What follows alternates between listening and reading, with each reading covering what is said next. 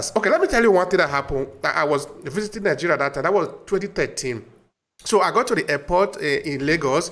So there was this custom officer who was supposed to respond to a question that was asked to her by a flight attendant. Now, first of all, the way that she responded was very annoying to me. Like she didn't want to talk to the person that was asking her question. Secondly, the thing that actually was very annoying to me the most was that she was too old to be the person in the gate, because the people that are coming to Nigeria now are seeing this one as the image of Nigeria. Now you ask yourself, you go take KLM, take Air France, you go there, you see young people fresh, they are smiling, they know what they are doing. Why should we put old people in the gate?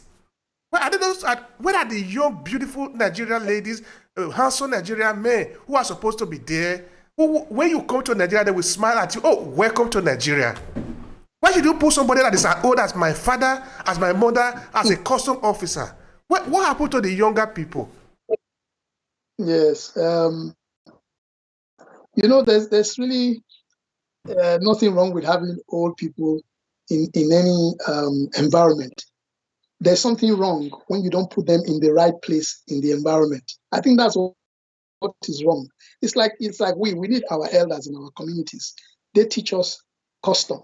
They teach us the rules. And when there are disputes amongst ourselves, we call on the elders to come and use their infinite wisdom to decide what needs to be done. My problem is when we put square pegs in round holes. So, if we are going to war, for example, a general is in the war room, providing strategy and logistics. The younger ones are in the battlefront because they are energetic, they are determined, they are strong, so they fight the ruggedity of the battlefield. In Nigeria, we want to bring the general to come onto the field and do the fighting because he wants to still collect the salary of the person who is doing the fighting, and he will still collect the salary of being in the war room. So this is the problem we have today. Why in Nigeria we will have an ambassador, we will have a minister who is in their 80s. Do you remember the last ambassador, the one before this one, who was ambassador to the United States of America? It was an embarrassment to see him walking around. We will all get old, but it is a disgrace when you bring somebody to the international sphere and say this is the best we have to offer as the ambassador to the United States of America. America is such a strategic and important country to the world. That's the right word there, strategy. This is the ambassador from Nigeria that you are offering to the United States. It makes us look, let me borrow your word again, you're very correct. It makes us look very mugu. Could there be Malu? Really? Yes. So that was very embarrassing seeing that. So a lot of our leaders, again, I'm sorry, the present leaders we are fielding today. My brother, you will not go to any shop now and you will see maybe you are going to buy milk and you look and there's a date on the milk. It says expired 1/3/2019. You're going to go and buy that product that is expired in 2019. But in Nigeria, that's the product that we buy.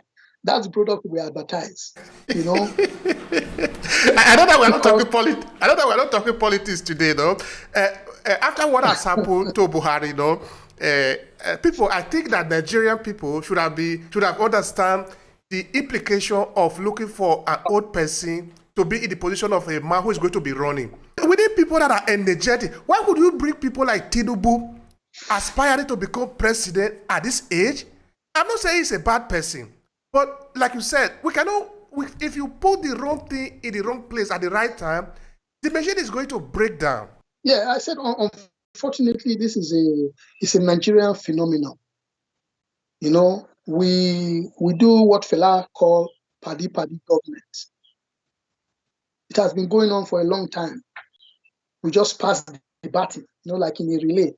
Your turn. When you finish, you will give me the baton again. It's okay. When you see these old men, these politicians, when you see them quarreling, it's not quarreling about ideology. No, They're not quarreling about how they're going to make Nigeria better. They're just quarreling about food, bread and butter. That's what makes them quarrel. And then once they can sort out their individual financial wealth difficulties, they're okay again. While they are fighting, they attend each other's children's weddings. You see them, they all park their private jet next to each other, and jolly and hug, while their supporters are killing themselves in our village. Sometimes in Amedokhian, we almost fight on the election ground. There's so much tension and everything over leaders who don't really care about you. So the truth is that these old boys, they understand the formula that politics is just the best way for them to be making money without doing any serious work. So they have to maintain that system, and they will die in it, because these are people, if you remove them from politics, my brother, average politician, if you remove him from politics for 2 years, his lifestyle will be so miserable and so wretched. Take an average politician out of politics for 5 years, go and visit him again. His house will be in a very decrepit state. Cars will be jacked up on sitting on logs, no tires. They'll be looking very wretched, because the average politician sees politics as a career. There's nowhere in the world where politics is a career. I'm never a politician. You can be a doctor playing politics. You can be an industrialist playing politics. You can be an engineer playing politics. You are not. There's no such profession as a politician. Coming back to the conversation we were having before about youth development and entrepreneurship, I don't know if you look back to maybe a few years ago, I don't know how far you want to look back, had there been any attempt to resolve this problem? In Uromi today, there is development. All this development, nearly all of it, are made by the people of Uromi. Individual development, that is what is actually happening in Uromi today. But since the individual might not be able to solve all the problem, I try to see if there have been an attempt by the government to solve this problem of unemployment, or helping to develop the youth so that they can help themselves and then help the society. Very, very good point. I think Esan as a whole has been shortchanged by recent governments. And again, I'm not making a political statement here, but again, it's just the fact. We have had successive governments that have not taken the progress of Esan to be part of their development agenda.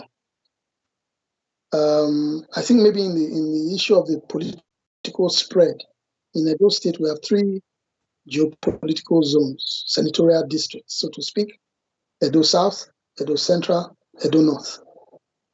In the scheme of things, I think the last time that any real meaningful thing happened in the nation, Esan, was when Ojomoh and Ambrosali were governor.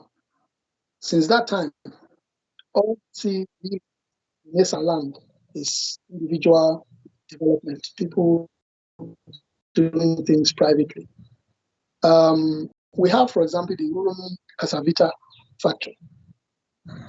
That factory, since the time of His Excellency Lucky Osakari Benedio, has been lying there fallow. That factory has the potential of revolutionizing employment in the entire Esan land, Uromi in particular. But unfortunately, a project that was, I think almost nearly completed, has just been lying there fallow. No other attempt, again, has been made to set up any other industry in Uromi, because if you want to talk about large-scale employment, it is government. Government is the largest employer anywhere. In Nigeria, government is the largest employer. But when we look at development in areas, you tend to see that, talking about Esan land or Uromi, you will find that successive governments have not had any appreciation for Uromi.